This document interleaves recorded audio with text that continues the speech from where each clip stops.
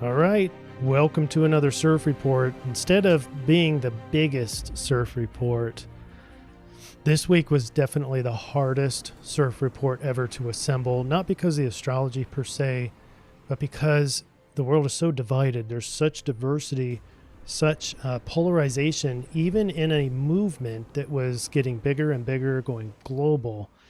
And that is splintered into lots of different parts and pieces. We're going to go through a little bit of that, but mainly we're going to give you the influence. We're going to tell you what that means in terms of how to best handle that energy, what to do with it, and then going forward, I'm going to show you a lot about what's happening in the next few weeks as well. So it's a little bit different in that I'm adding a couple more astrology slides. For those of you who are new here, what we do is we triangulate for the main influence. The goal here is twofold. We're going to give you the main influence via triangulation, and then we're going to triangulate again for the main solution. So I'm going to give you those two things. So I'll give you the summary first. Then before we get started, we'll do a little bit of administrative kind of stuff. Very important administrative stuff, by the way, so listen intently on that. All right, so what we have in the astrology is the purple circle, and it's fairly large, but it's massive square configuration, and I'm sure in the history of Earth that this has happened before, but this looks like, and I promise you it'll look eye-watering. For those of you who haven't seen the kind of the far-reaching CIRF, the one that included January, this one's going to open your eyes to, it's fairly eye-watering, these charts. We have Mars is going to go exact with Uranus. We have Sun moving into Aquarius right there towards the end. Venus, sextile Neptune. It's going to be, all these influences only get stronger as the week goes on. So that's an important one. And it is a variety of influences. The biggest one undoubtedly is going to be all those massive squares, and we'll get into all that. The Dreambot collective unconscious is a little bit more possession-oriented, real estate and living life. And the I-Ching, the hexagram 14, affluence, so back to sort of materialism. And it is in the astrology. That's why the blue circle is small. It's a small sect of the astrology. And it almost looks like an eye formation, and it's off to the left. The eye's looking over to the left. That's interesting. But it's not intentional. It wasn't intentional to be that way. It's a low congruency score just because for some reason the I-Ching, there's no change lines. There's a bunch of yang lines again, one yin line, but it has to do with possession, possessing wealth, that sort of thing, which is kind of weird with all these squares. So that's why I'm saying you mix this in with all of the polarization in this world, even in the alternative community, especially in the alternative community, not knowing which hypotheses are correct, which news is correct, is very confusing. You have Twitter going down, purging, Rumble going down, maybe not ever coming back, demonized. You have Gab demonized. It's a state of confusion out there in terms of getting information. So that's what also makes this CIRF report fairly hard. All right. When we come back, we're going to start with some administrative issues, very important ones. Hold on.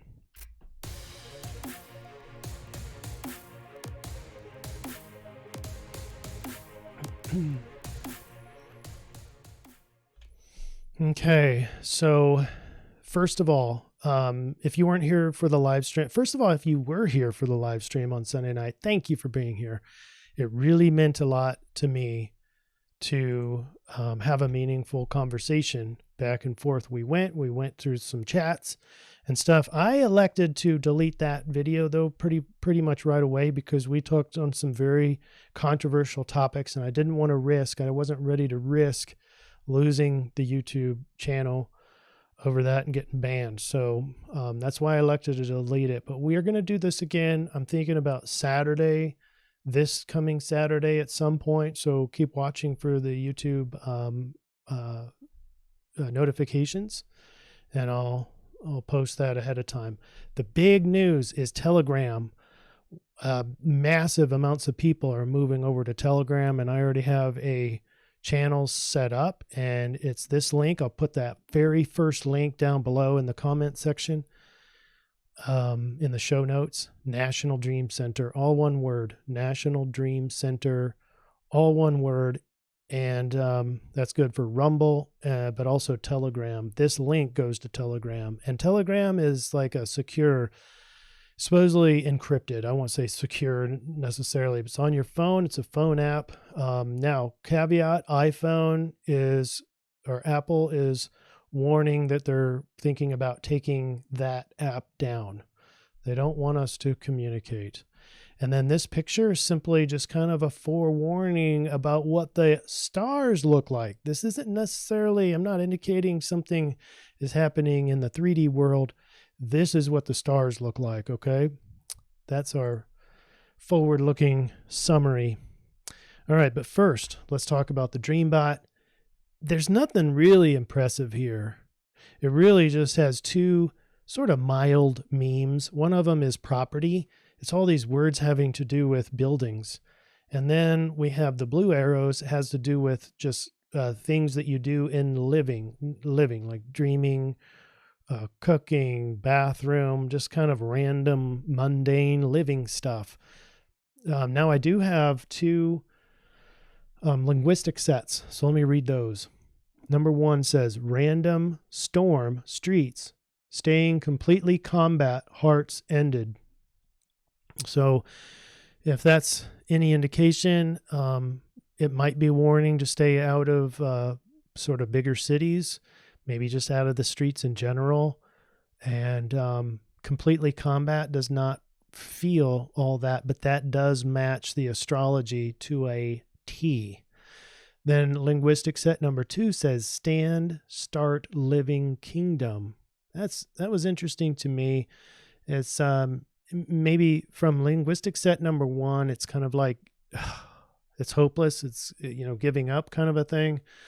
But 2 says, stand and start living. Stand and start living. That's a direct match to both the influence and the solution this week. So I'm heating linguistic set number 2 pretty high. And the word kingdom sort of matches Charlie Ward's info. So anyway, I won't spend too much time on that, but pretty important.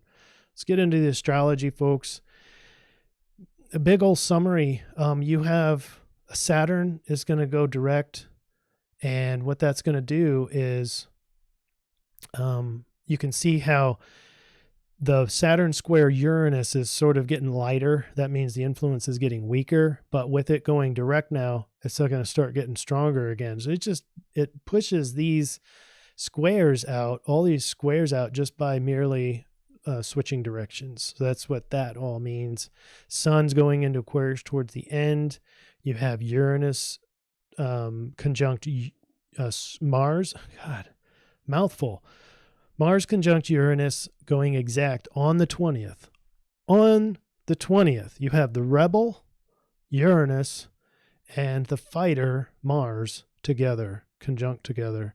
Uranus, obviously, maybe some change and eccentricism and freedom, independence, but also he's the rebel. All right, and then we've got Sun conjunct Pluto. So we have some transformation of our identity, and that's at the very start. Then we're getting into these dark days. This is where all the squares happen, and you'll see that later. Let's just go ahead and get started. There's a lot to talk about. I mean, this chart is packed. This is January 14th. This is Thursday.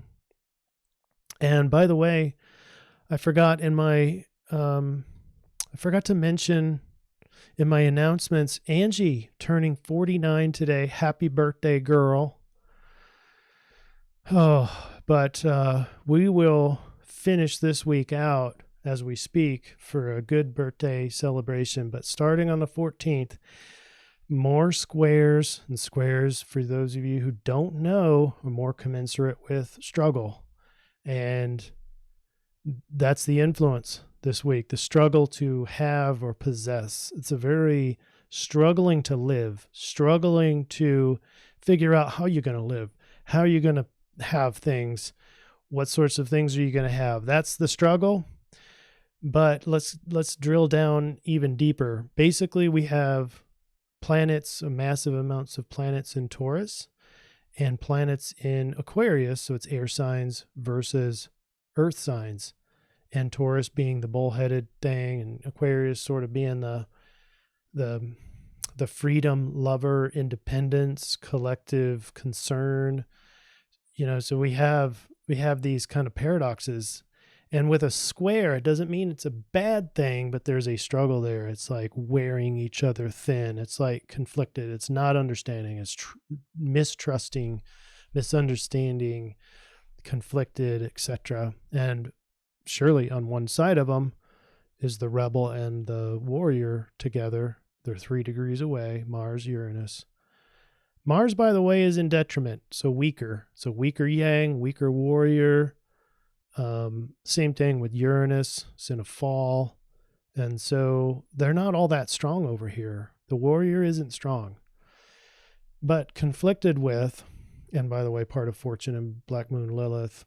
Black Moon Lilith, ugh, some dark stuff, but luckily, it's away from Uranus at least, but conjunct with the part of Fortune. So it's fortunate to feel like future is unexpected, like we're falling apart. It's kind of that horrific sort of nightmarish feeling of Black Moon Lilith.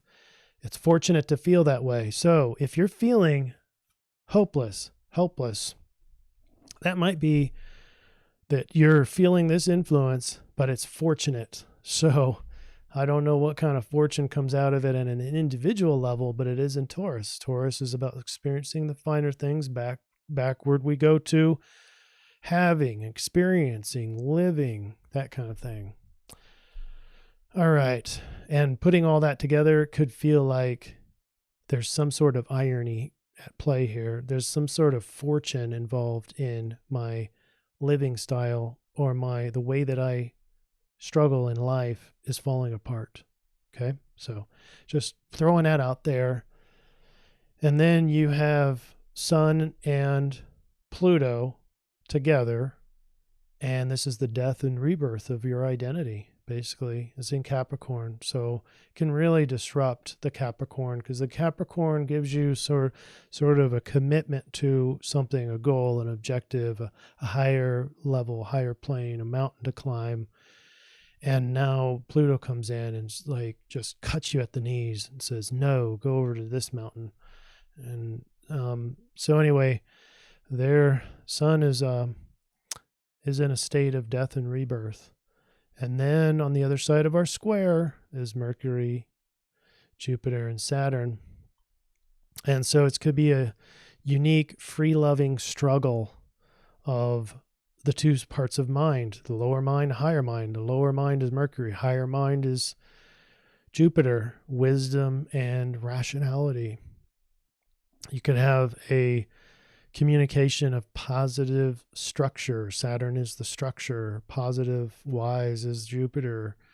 It's all one entity, though, because they're all together. They're all conjunct. Moon has already transitioned out of that at 12 o'clock p.m.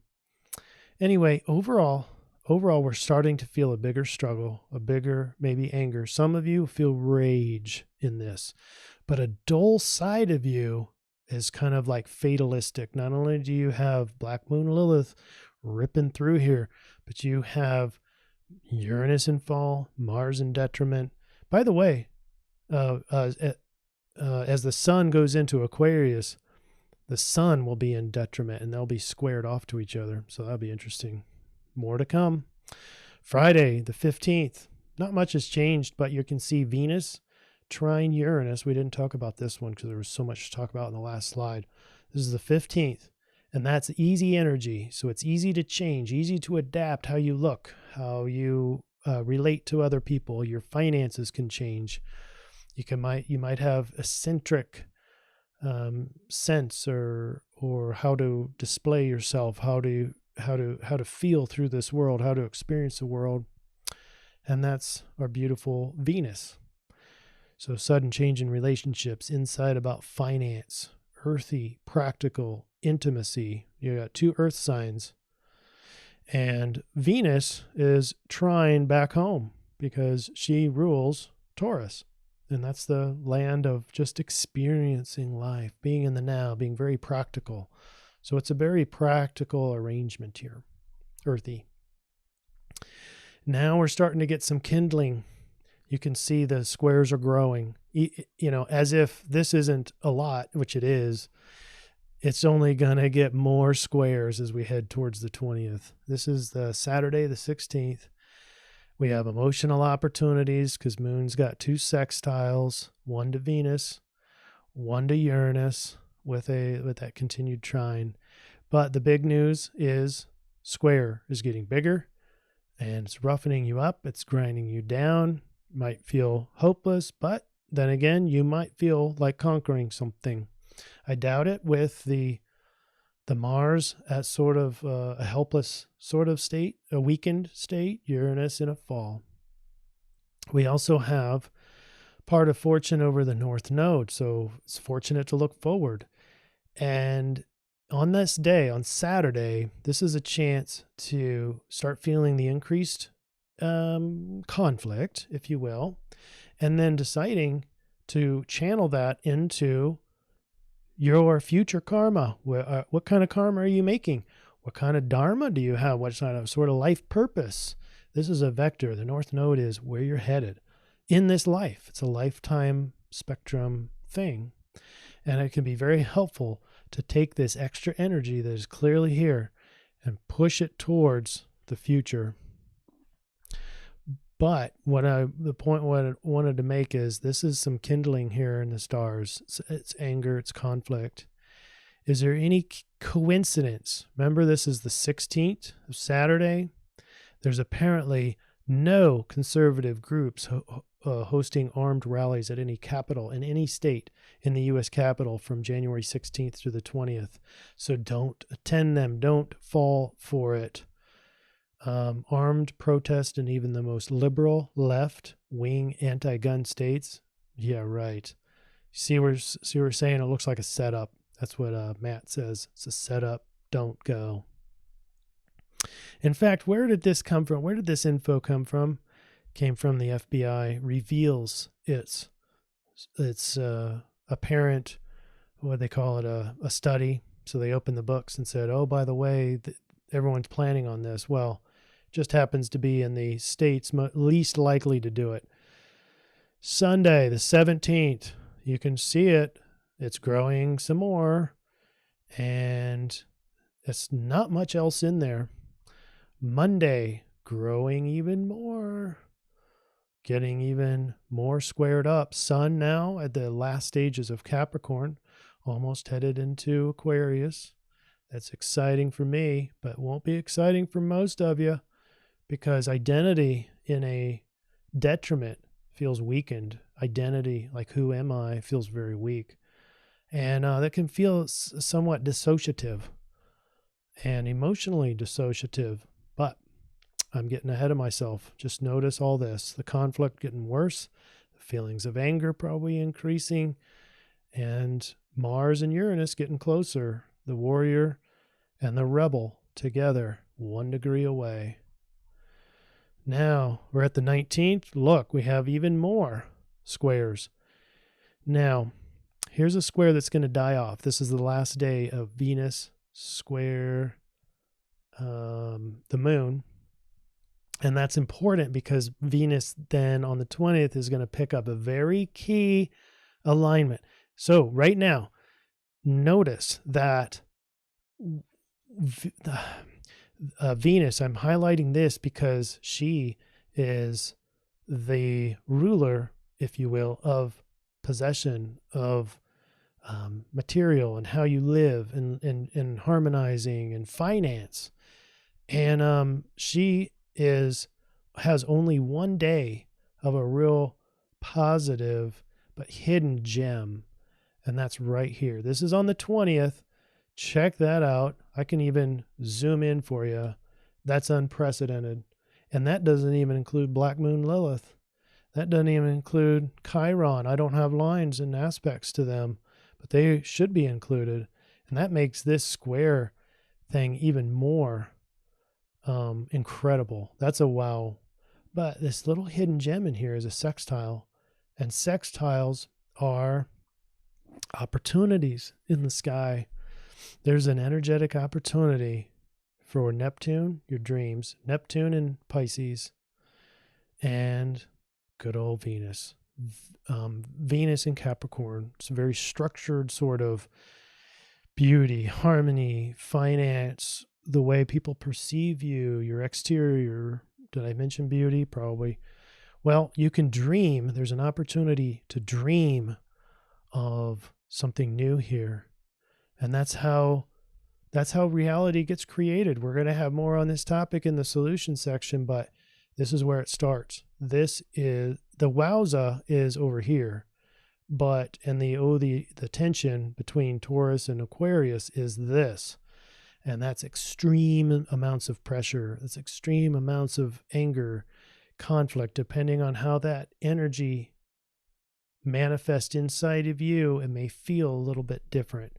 For some of you, you're going to really disrupt and want to go forward and out. Others of us, this is kind of the fight or flight, are going to shut down and go quiet. And either one is on the table because Uranus, yes, in a fall, but is the agent of change. So changing how you fight. We talked about that last time. Black Moon Lilith getting in on this. And she's the untamed fire speck of the sky. Untamed, meaning that you don't know what's coming, and hidden.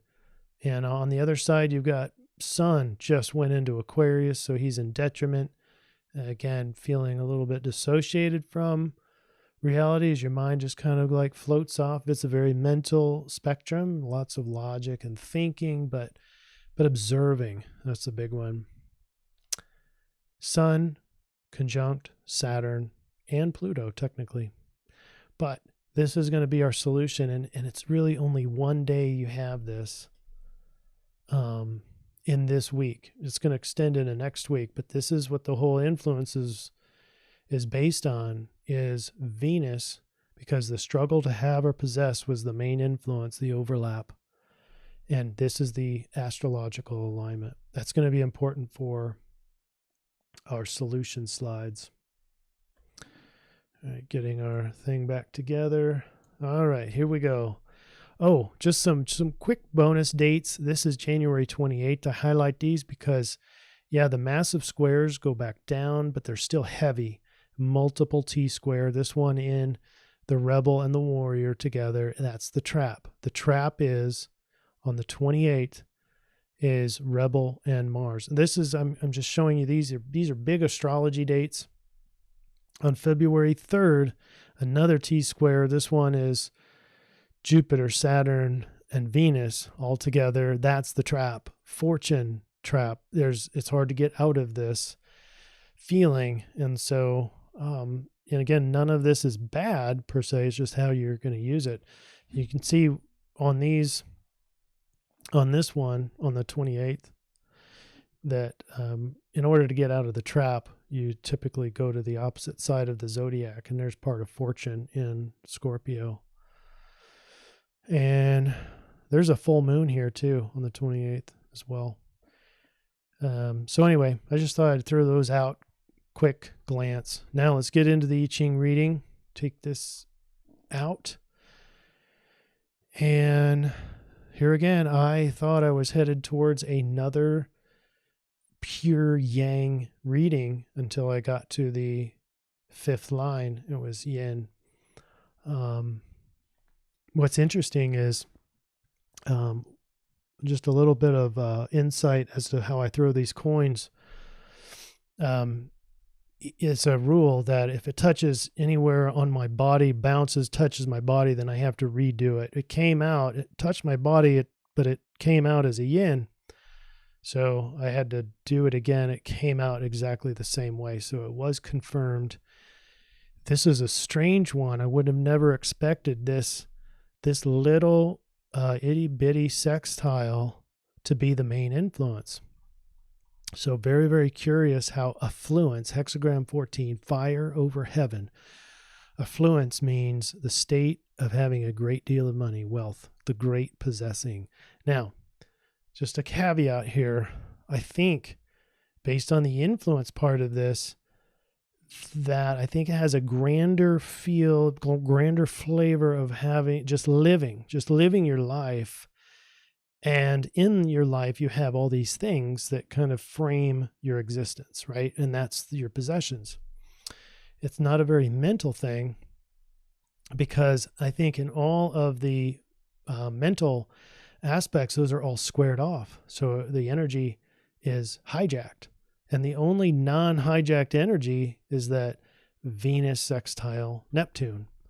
So anyway, dreaming about possessing. Now there's another caveat here. It might be another stimulus check that might be coming out during this time. I don't know that. I'm not calling for it. I'm not predicting it.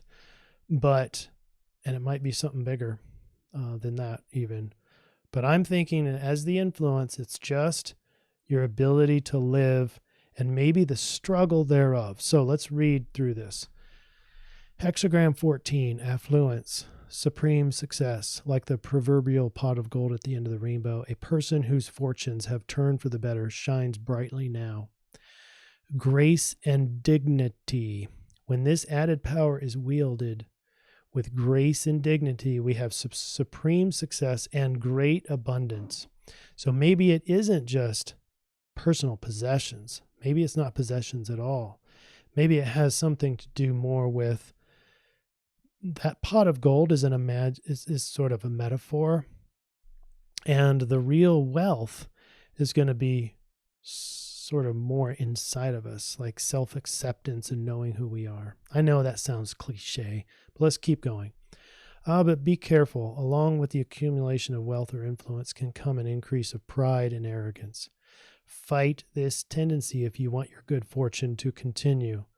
So maybe what it sounds like is that the good guys start looking like they're winning, and which is not really the case right now because information is so hard to get to. That's why I'm saying that it was very hard to assemble this CIRF report this week because of the lack of information.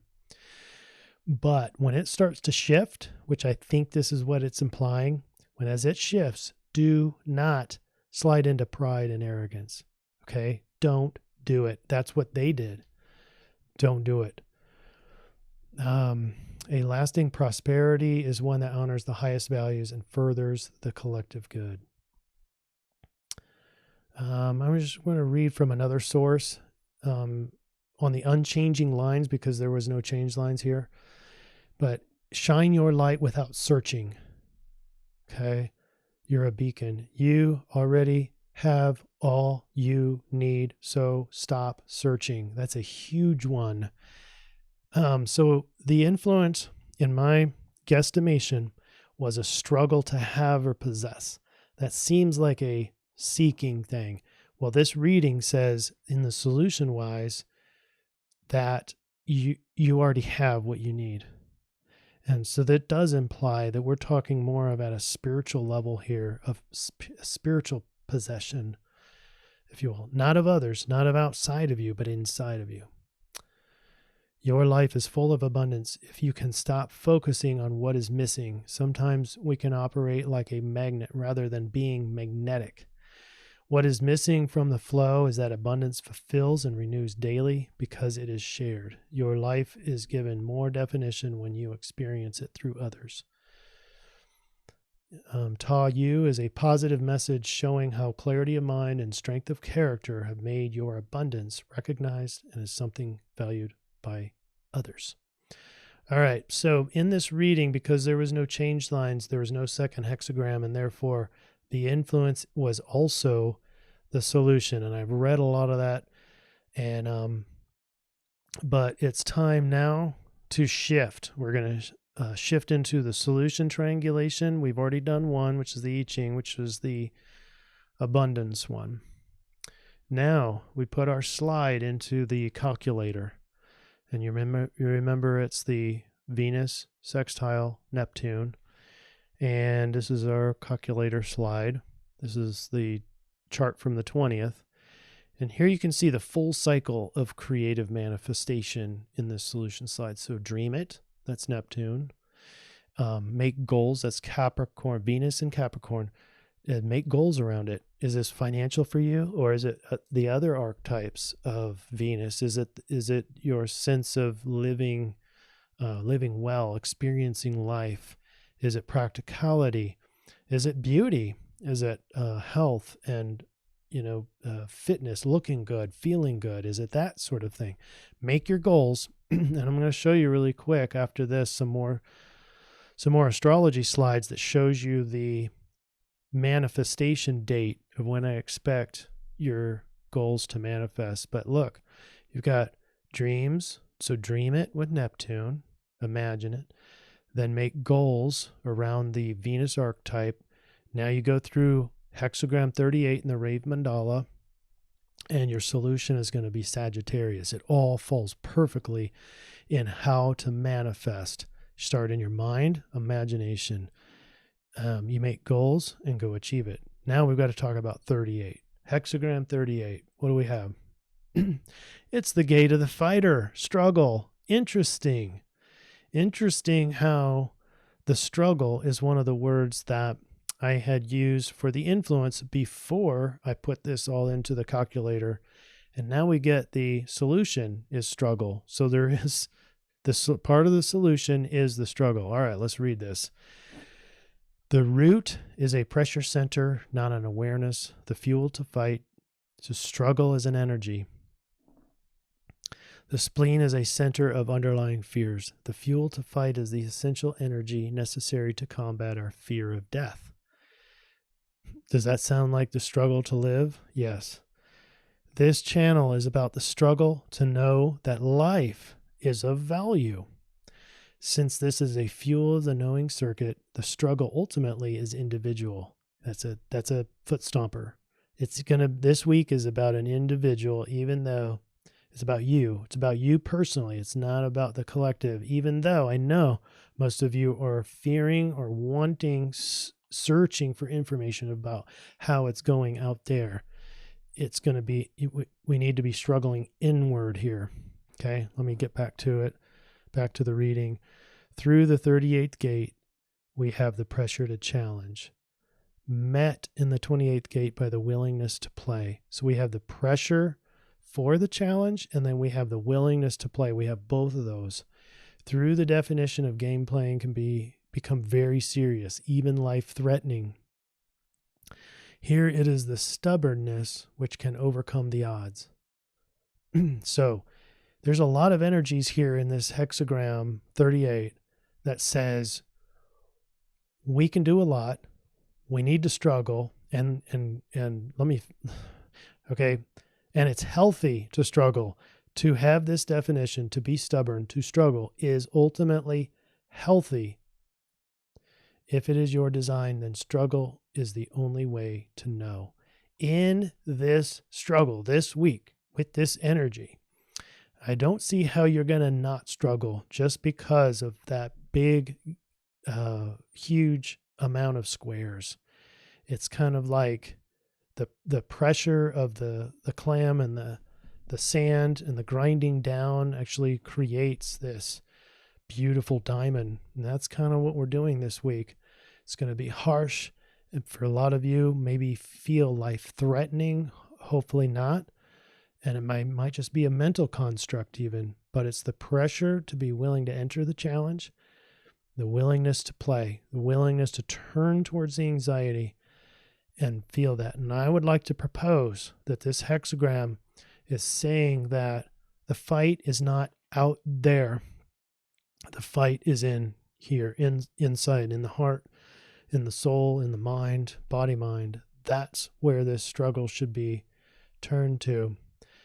Not in some sort of giving up thing, but in terms of knowing yourself better, notice that the hexagram says in the struggle, you know more.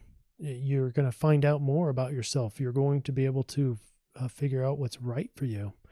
And that will feed back into this creative loop. So augment the dream, build goals, go out and do it. And then Sagittarius is the fire, being able to go at a spiritual, transcendent, philosophical level, take this thing forward. That's the fire. Sagittarius is fire and can take your goals forward. All right, here's a little bit of bonus before we get to our final slide. Remember the creative cycle and the sextile? Well, there's a time horizon on this because Venus is headed towards Neptune and will be conjunct or almost conjunct on March 4th. I stopped at March 4th because I think it was in the 1700s, the first constitutional inauguration was March 4th. Some people in the alternative community are talking about March 4th as some sort of new inauguration date. And it just so happens that Venus and Neptune are within 11 degrees, but more importantly, part of fortune and your identity, Sun, are bracketed by those two opportunists that you used before on the 20th of January. Now are getting close to manifesting your fortune on March 4th. They go exact. Venus goes exact with Neptune on March 13th. I thought that's extremely interesting because that's close to within a day of a new moon. So a new cycle with your achievement of whatever you dreamed of from January 20th. So this is a very important opportunity in my mind, and it's through that gate of struggle. Be willing to struggle. And let's go through the summary slide here, folks. By the way, didn't get a chance to do our sponsor, but if you're having issues, if you want a psychotherapy, that's intervention.com. Get a hold of me there, and you can see the link down below. And if you also want a reading, an astrology reading, then go to the link below, intervention.com.